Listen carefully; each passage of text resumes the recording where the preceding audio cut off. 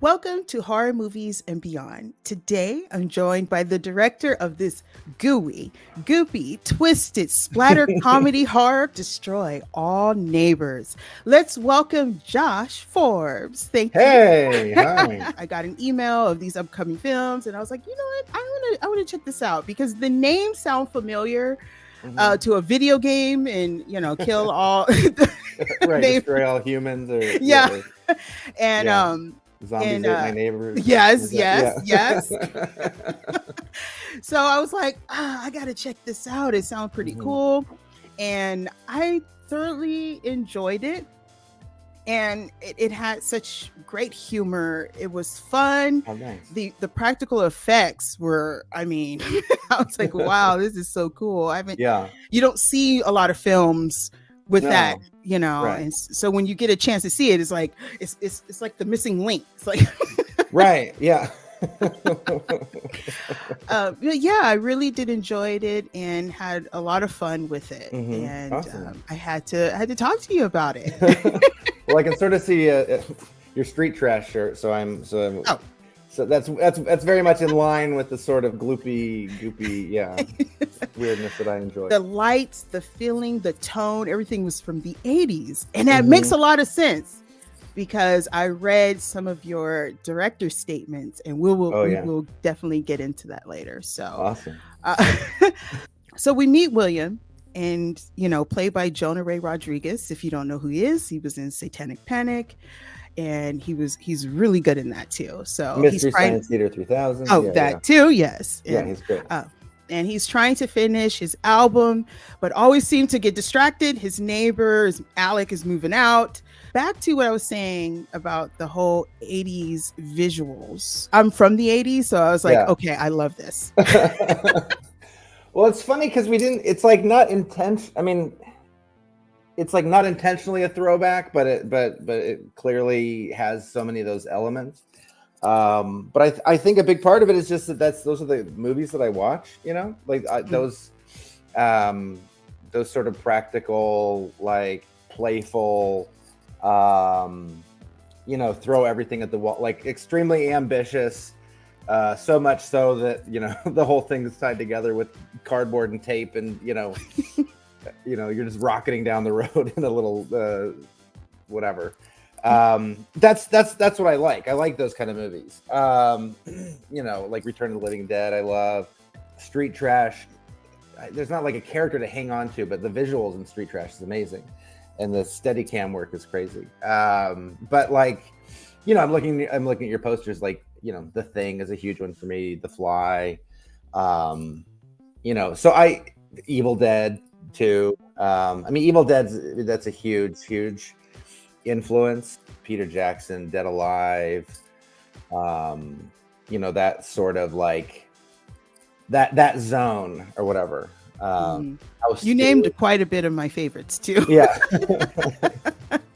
But those kind of movies that just go for it.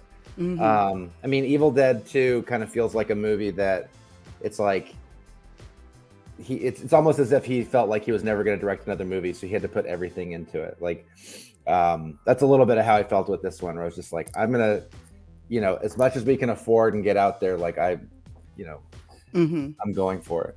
The practical thing, that was always kind of an edict at the very beginning, which is just like, I'm not, there are like a lot of VFX like towards the end or whatever, but I feel like by that point, like we've kind of earned our street cred a little bit of like, hey, we got the puppets, we got the, practical stuff. The first writer that I was working with on it, my buddy Charles Piper, he had worked for this guy, Gabe Bartalos, who did all of our prosthetics. And so Gabe was the guy who he designed, he worked on Basket Case 2 and 3, and he did all those crazy characters. He did, he designed like a bunch of Gremlins, and he did Leprechaun, which you can really see, like, there's definitely some Leprechaun in Vlad. But that's really cool to have such a dream team. Because it doesn't happen very often in these films, but it seemed like everybody, it's like the horror comedy Avengers. also that I read in your director's statement, but before I say anything about that, but I noticed that the story behind the process of finding the right elements to create a very interesting script were both familiar and personal. And I think that's touching because I watched it twice, and the first time I was just sitting there, I was just like, oh, this is fun. And some of the stuff that happened just had me laughing out loud. But once I read your statements about it, the process, I was like, oh man, you know, we've all been there. You know, I go through that now. Yeah. But what you said, the film was initially born as an act of catharsis. Writer Charlie Piper and I brainstorming various script ideas, but my heart just wasn't in it. My question for you is, at what moment do you realize that having to be vulnerable was important to creating a world for William, knowing it could potentially expose your own deeper connections with the story? Oh, interesting. That's a really good question. Pouring as much of myself into the movie, I think, was pretty crucial. Even just as an act of therapy or something, you know what I mean? Like, but I feel like the best movies and best stories have that element of the creator, the writer, or whatever, like, you know, putting themselves in there and you know, it's the whole write what you know sort of thing. I mean, you know, we were talking off camera about Guillermo del Toro, like his he has a quote, or he says that I can't remember exactly the way he phrased it, but basically it's like, you're the only you that you can be. So it's like, if I could just be the best Josh Forbes, or make something that's the most Josh Forbes thing, which sounds very egotistically, I'm just saying it, but then, you know, then you're golden, because it's like, you know, can I compete with, you know, can I out weird people, you know, more than Ari Aster or whatever? Like, no, maybe, but probably not, you know, like, can I out what, you know, torture porn Eli Roth or whatever? I mean, or whatever, you know what I mean? Or whatever. Yeah, like, I get it. Whatever it is, it's like, there's all these other, you know, so it's like, instead of trying to compete against everyone else, it's like, why don't I just like find, you know, do what I think is funny and do what I think is weird and cool, and reflect, you know, the problems that I have and the anxieties that I have and the insecurities of, like, you know, very much being a beta male who can't like confront. I have a hard time confronting my own neighbor. You know, I would probably eat a meal that was like full of nails before I complained about it. You know what I mean?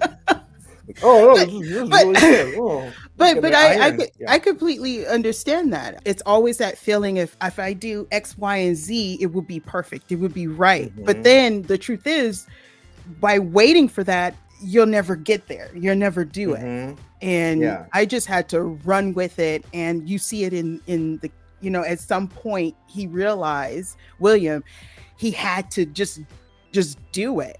Yeah. And it was getting to a point where, he was backed into a wall at some point. And I think Vlad was that subconscious of him in his mind, that it was that block. He was the block. Yeah. And then you had the neighbors, you know, Eleanor, you had Philip, you had, you know, the homeless guy, Augie outside, you know, they were all that part of him that was like trying to help him.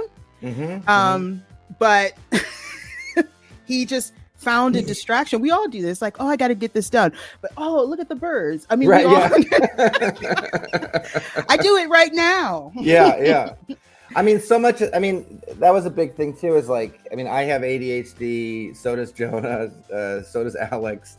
And Jonah and I especially would really, like, I don't know, go deep on what that's like what that feel, because that's what the movie is really about. Like, you know, so much of my life is like my wife getting mad at me because I didn't, you know, pick up the printer paper or whatever. Like, and it's both. It's like it's it's hard. It is hard for me to like keep track of those sort of details.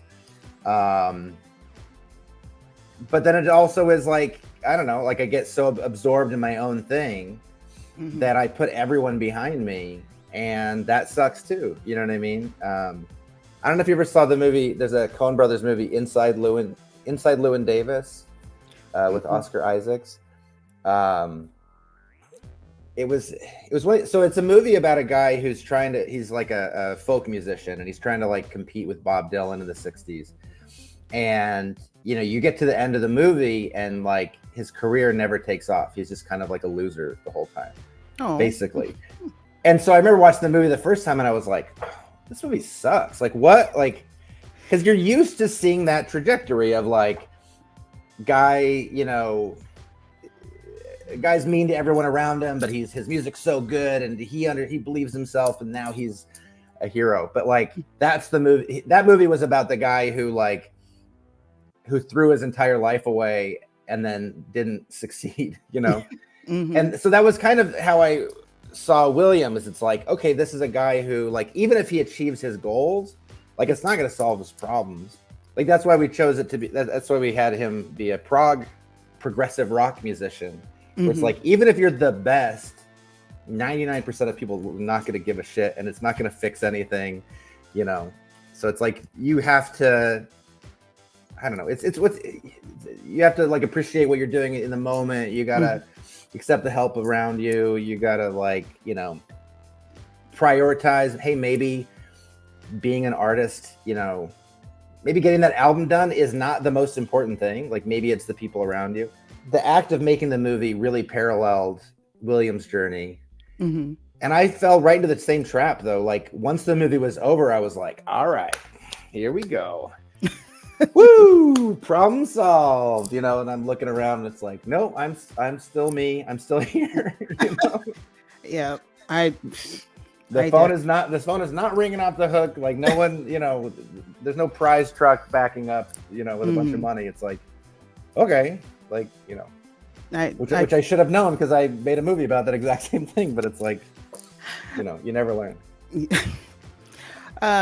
Yeah, the casting.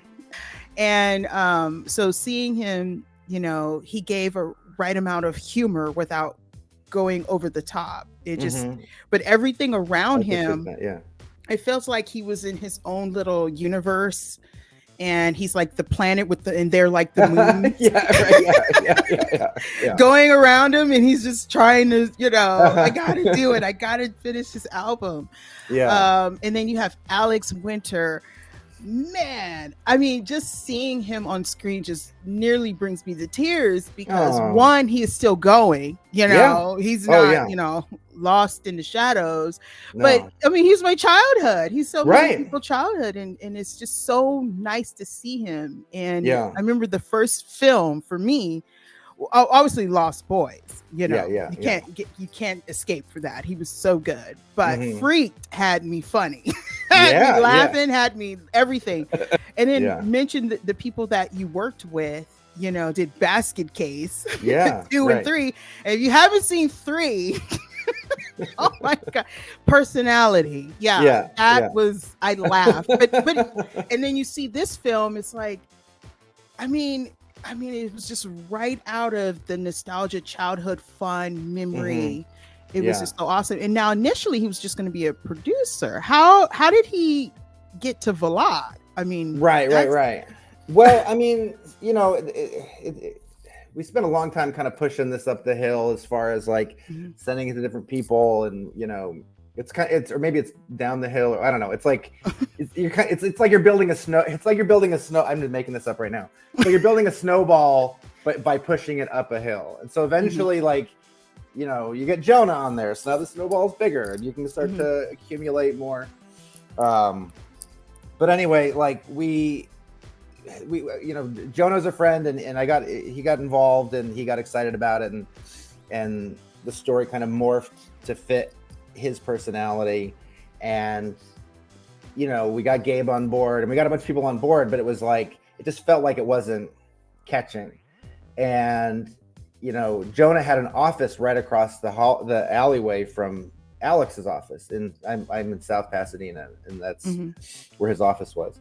And so we would be sitting there, like, you know, rewriting jokes or trying to like break the story or whatever, and we would just sort of stare out the window, and we're like, man, I wonder, you know, boy, Alex could really like, you know, solve this problem, or Alex would know, or, you know, Alex would know who to get to do this or whatever. So it was just sort of like he was kind of our you know, our fairy godmother or something. He was just like the, you know, he was who we would pray to every day. Just kidding.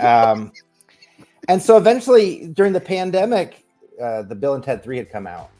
We saw him as, you know, I don't know if you saw that, but like there's a scene where he's like a prisoner, but he's like all buff and huge.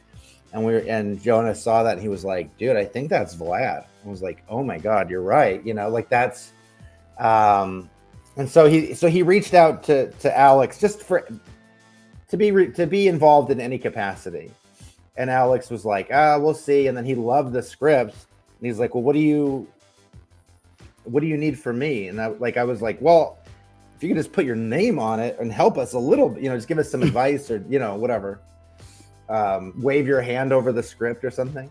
But I'm like, you know, if you want to give us notes or if you want to play Vlad, you could do that too. And he was like, I'd love to. Like, I love prosthetics. I love, and, you know, which was funny too, because like initially when we were coming up with the idea, it was like, it was kind of based on Charles Piper, the writer, who's kind of a smaller guy.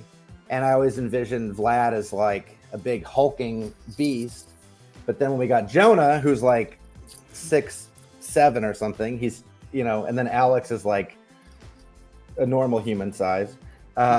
You know, like we ended up kind of like reversing this size differential. So it's like, okay, well now Alex is going to be kind of this like squat little, you know, Joe Pesci, Danny DeVito kind of like little fire plug, and then Jonah's like this big beanstalk.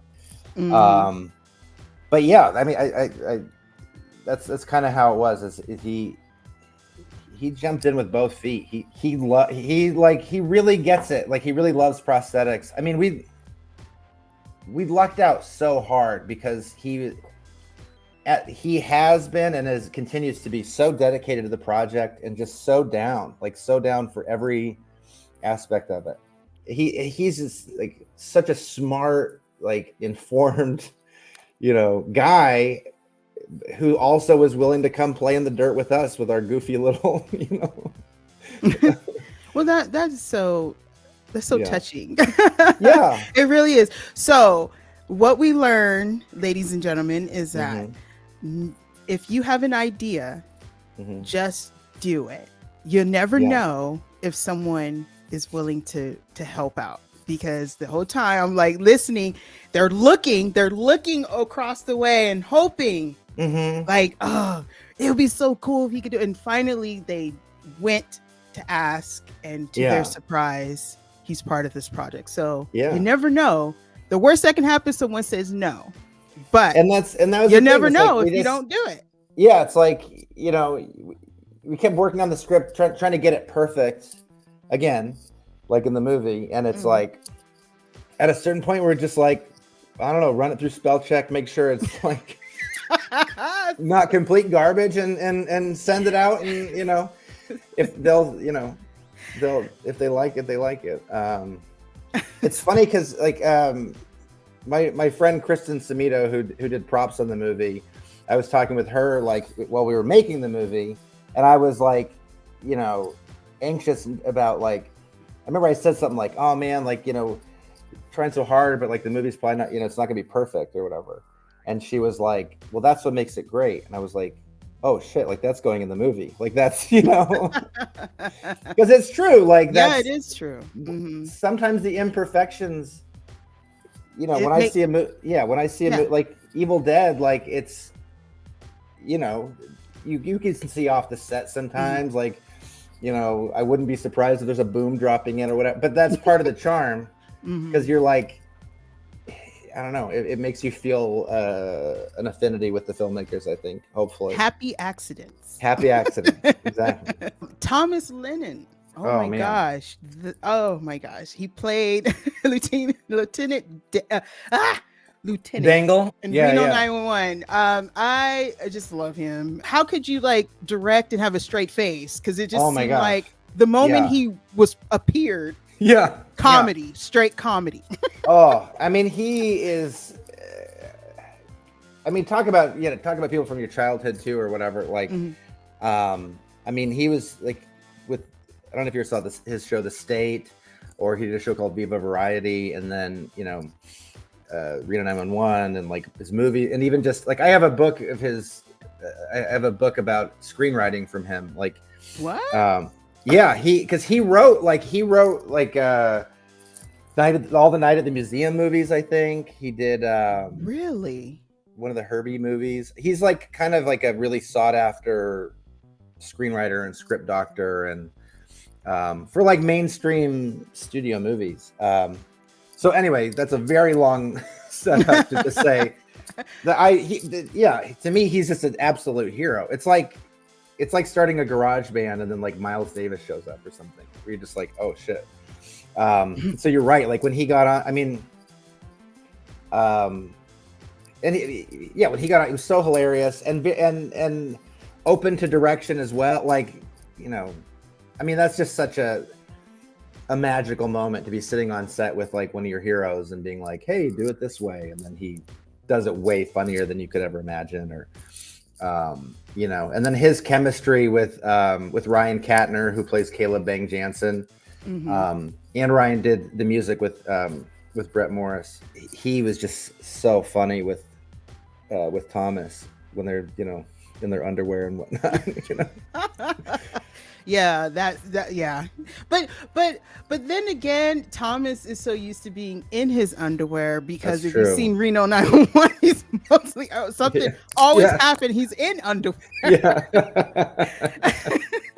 And what I also noticed is that each character in real life is part of, in a way, the character in the film, like at least a little bit of background. I mean, because you said Ryan Katner, who played the musician in the film, is also a composer. So it's like his attitude, knowing how people act, is natural. It's almost not acting because he knows how it is. Right. Yeah. And then having Thomas on there, knowing he writes all these scripts, and like the script doctor, you said, it's like the delivery, he knows how to deliver and how to say things and put it in that personality that needs it. I mean, it is so cool that each one of these people have little elements. Like I said, he had a dream team.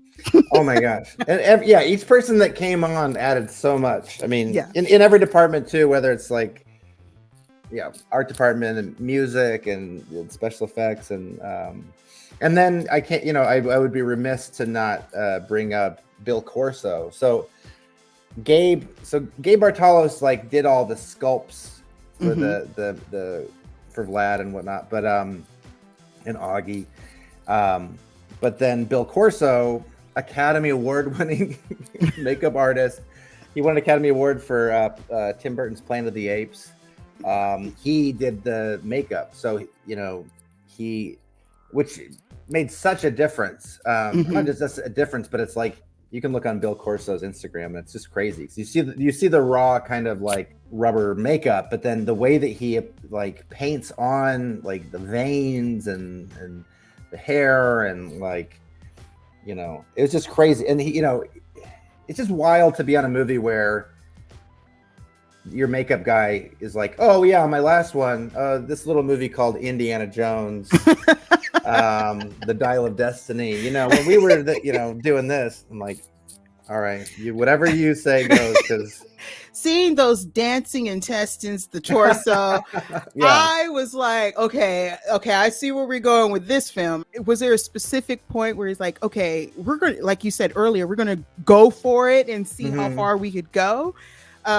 Because you didn't expect parts like that to be moving and dancing and playing the drums and like getting down. Oh, we had Eleanor.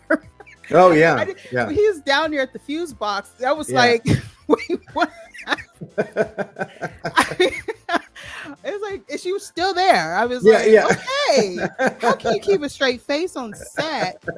And then you have Augie, you know, you Yeah. didn't expect him to have a tire face. Right, yeah. I mean, and then Well, Philip with all the, you know, he was literally yeah. stabbed in the back and several right. times and it Yeah. stayed there. You didn't see things coming, which it gave a Right. surprise of fun. Yeah. So how was that putting it together? Like, okay, we're gonna do this, we're gonna do that, and we're just gonna go for it. Like, Yeah.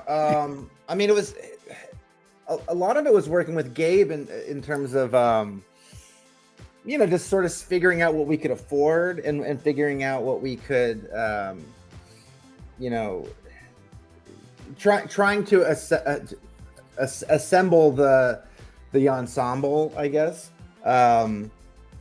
You know, one of the things that Gabe kept talking about was like the silhouette of a character. He's like, you know, we want to have each character kind of have their own silhouette. So even if you just saw the outline of them, you'd know. And so that was a big thing with Philip, aka Pig Guy, as we were like, you know, he was like, oh, what if he was like a human pincushion where he just had all these things sticking out of him? And I was like, oh, that's amazing. And then Fee is the name of our wardrobe designer. You know, she had the great idea of like, okay, he has these things sticking out of him. So then when he's in his rock look, you know, he has all these spikes already on his jacket. Like just little tiny tweaks like that were pretty special. But and the thing with Eleanor is that like and there were initial discussions of like, okay, is she, you know, an actress that's just kind of burnt up or whatever? You know, do we do it like that? And I was like, what if it's just a skeleton? Like, and I was fully prepared with just like a Party City, whatever, like Halloween store, just skeleton, you know, like from the movie. I don't know if you've seen House or Houseu, the Japanese movie where they're just like, stupid, like, I was like, that's gonna make me laugh, but then Gabe was like, yeah, dude, let's do it. And then he had all these ideas of how to like really make her gross and realistic. And then he was like, he's like, yeah, you know, I got an animatronics guy. And, you know, he came over to his studio and sure enough, he had the little eyes and the mouth and stuff and the eyebrows. I was like, I can't believe this is happening. You know what? I think there was one scene that I was like, ew. Like everybody was like, ew. I was with William. Was when Augie and Eleanor was there, and he was like, oh, magic fingers. I was like, oh, and then he walked over and they were like, I was like, oh my God. I'm glad William stopped it because I don't know how far that would have gone. To the point they lay on the ground or something. Yeah. It is pretty funny. Like, I'm sure this is one from my therapist, but it's like in watching back to the movie, I'm like, oh wow, William is like really like afraid of sex. Like he's just pretty consistently throughout. He's just like, it's gross. These people, you know. I know his girlfriend was giving hints and like he was just like, oh, I really got to finish this album. And she's like, oh, because he was like, do you want to go to bed? That's a sign. Yeah, right. A sign. And like, he was just like, you know, it just went over his head. I was like, what? But that's what makes it fun. Like the movie is fun. And there's little details like that just, you know, I mean, it's just, you pay attention. Yeah. It's there. Because it's a great humor. Because you could easily make just a spoof of like all these goofy movies, or, you know what I mean? Like, and that was the thing, is it's like how it was definitely an experiment that I think was a success, but it was like, can we make a comedy that is very like has tons of jokes per minute, like it's just very funny, that has horror elements to it, but then is also, I don't know, about real things or about real people, or you know, relatively intelligent. You know, that's what I love about like Basket Case and Brain Damage, like those Frank Henenlotter movies, is like they're on the surface, they're so dumb. They're so dumb and gross and just stupid. But like at the heart of them, like they're very smart and very sweet and funny. Mm-hmm. And that was kind of the goal, was like, if we can pretend like this is a really lowbrow thing, but then have I don't know, some level of intelligence or emotional intelligence or something. Good music. I don't know anything. But it works. I mean, Yeah. like you said, Basket Case, you mentioned Brain Damage, Evil Dead Yeah. 2, but also you mentioned like Liquid Television was Mhm. also my time, because Yeah. I bring it up sometimes. They're like, what are you talking about? Look, Yeah. I was like, what? It was some crazy skits on there. Yeah. And not very people remember that. Yeah. Thank you for bringing that up. I mean, so much of that stuff was like, it was so forbidden for me as a kid. Like, yeah, like there, you know, like one of the things in Liquid Television, there's like, I don't know who the director is, but like they would do stuff where like the people had these weird plastic heads, or there's like Dog Boy or something like that. Like, I think it was like an underground. I wish I could pull the name out, but there's like an underground cartoonist who I think did them. And it was just so surreal. There's so much art that is in this genre is kind of horror-y. Like Mad Magazine's the perfect example, where it's just like, it's grotesque and gloopy and but also smart and stupid, you know. And there's just not a lot of that in movies, I think. Maybe there's a reason for that. Well, I want to say thank you for bringing those kind of elements in there, because I mean, they made us who we are, and who we've become, is because we're holding on to it, because we have to. We're the last of that, and then once we're not here, it's gone. Why Prague? Like, why Prague? Because you said it's Dawn Dimension 1973, and I was like, what is so significant about that? But then I was like, there's the Fifth Dimension, and there is a band Dawn, and I was like, and I was listening to that, I was like, is that kind of music? I actually like the Fifth Dimension, but only songs. But gonna fly in what is it? Fly away in a balloon or something? Yeah. Yeah. Whatever, I don't know. But why Prague? Why? Because why? It's like, well, first, because you said William is cursed. Yeah. Because he really wants to make that something. Well, I mean, in an earlier draft, he was supposed to be a cartoonist, and there was going to be a lot of like I'm a big fan of Better Off Dead, like the Savage Steve Holland movies, where like, you know, person's imagination kind of intrudes into real life or whatever. So that was kind of what it was going to be. And then when we got Jonah on board, it was like, oh, you know, Mike Benner, one of our other writers, was like, hey, what if, you know, we already have this musician on board, like, why not lean into that? Like, the music that Jonah likes is like punk rock, which is like super stripped down, you know, 2-minute song. It's just a hook and you're out or whatever. Whereas Prague, it's like every song is like 30 minutes long and, you know, has all these different time signatures, and suddenly people are yodeling for no reason. And, you know, there's this band Hocus Pocus. Is that where the reference of Phil Collins come in? Yeah, or there's a band called, I think there's a band called there's a song called Hocus Pocus by Focus that has the yodeling. But yeah, that was the Phil Collins. Well, because Phil Collins was in Genesis. Yeah. And I didn't realize, like, I only knew Genesis, like, Phil Collins till later. And it was always like, I liked it as a lame white kid in the suburbs or whatever, but it was just kind of like really dorky, you know? And then I started listening to like, cause Peter Gabriel was in Genesis before. And those were just like, those albums are awesome. Like they're like very mystical and about different dimensions and wizards. And I don't know, like, it's just fucking cool. Sorry, I don't know if I can swear, but, you know, so that was part of that was where the Phil Collins joke came in, because I you know, in my mind it's like Phil Collins, like when he took over, he just ruined Genesis.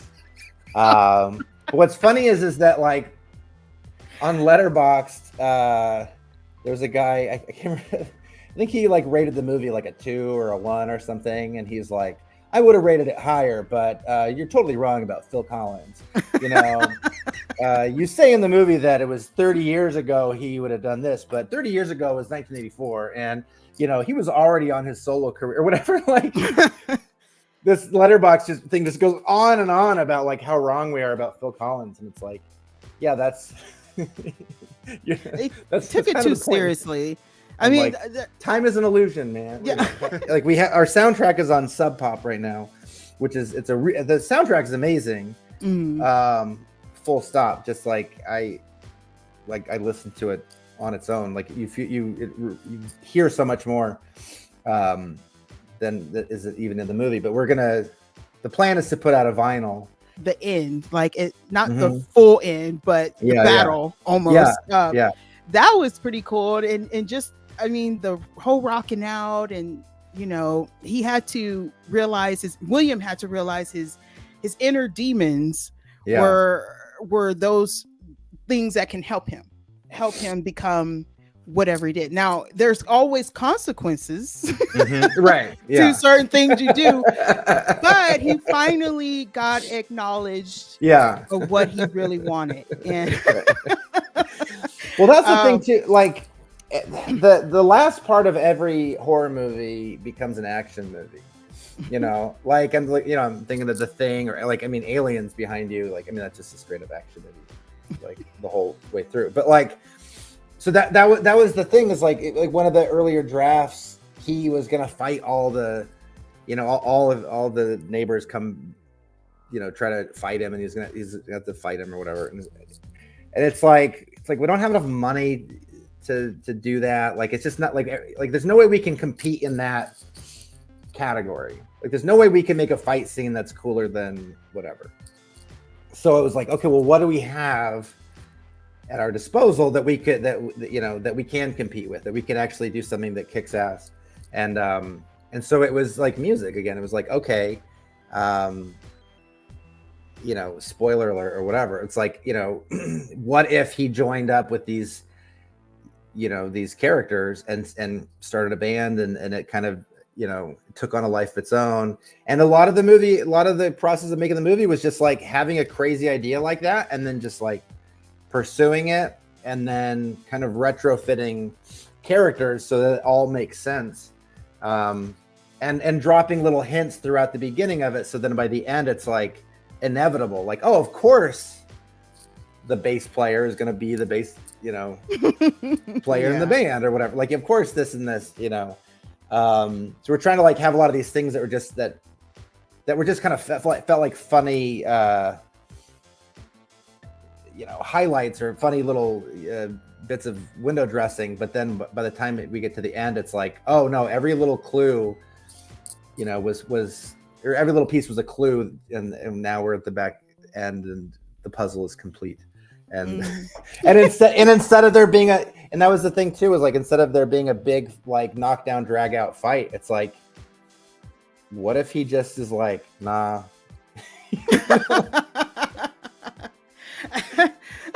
And it's like, okay, can we make that land? Can we build that, you know?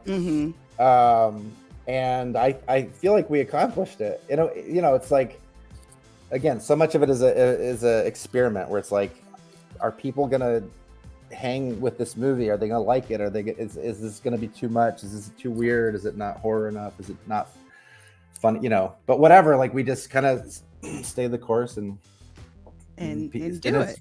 People are like, my wife was talking to somebody at like a credit card company trying to get like our fees reduced or something. And so she brought up, I don't know why, but she brought up the movie, and the guy at the credit card company was like, oh yeah, I'm really looking forward to seeing that. Like, I'm a big horror fan. So did it work? Yeah, they knocked out some of our fees. So it's like, well, there you go.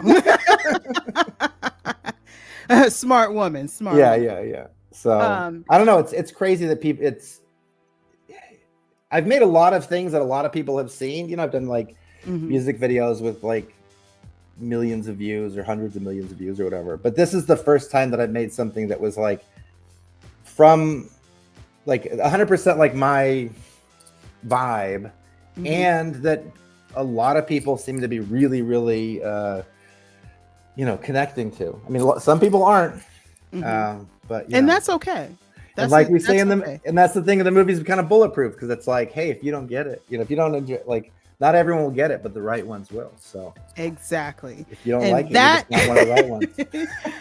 That's exactly right. I mean, that was something that William was saying, and you just do your best, and the ones that appreciate it will gravitate towards you. I mean, we all experience that moment. Maybe not all, or some that are afraid to admit it. But yeah, so I mean, you work on something and you're like, oh, is it good enough? And you try to compare yourself, and I struggle with that. I mean, you said you struggled with that and everything, and it's just an artistic thing that we have. Like we just because we're displaying our work, so it's just like, oh, it has to be this way or no, it's not gonna work. And or you get really black and white about things where it's like, oh, if it's not as good as as whatever the big thing is, then it's like it's not even worth putting out there. And it's like, no, that's bull. It's like just And I had to learn. Learn as old, like when I was young, it was horrible. It was like, no, my way or whatever. But as I got older, it got to the point where I just said, fuck it. Yeah. Like I was just like, I don't know when I'm going to die. Yeah. Or, right. Yeah. or meet, blood or something. Yeah. You don't know. And so you just have to just do it. And it's really hard, especially if you could be your own worst critic. But sometimes you just have to do it, and you'd be surprised of who finds it fabulous. And there are going to be people out there who's going to hate it, but it's not about that. And it's okay, because there's a movie out there for everyone.